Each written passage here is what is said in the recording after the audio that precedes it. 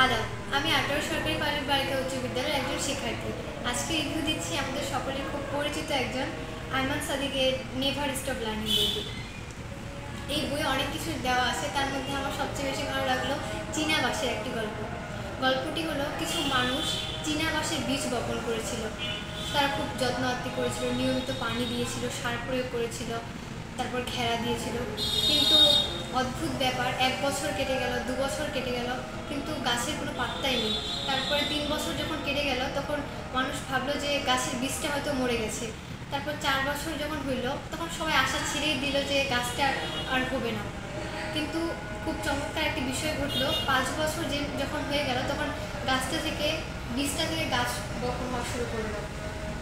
এই গল্পটি শুধু একটি গল্প নয়, এই গল্পটি আমাদের জীবনের একটি অনুপ্রেরণা।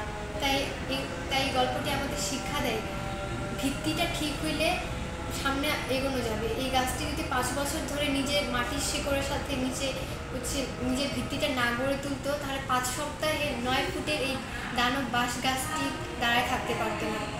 ধন্যবাদ সবাই।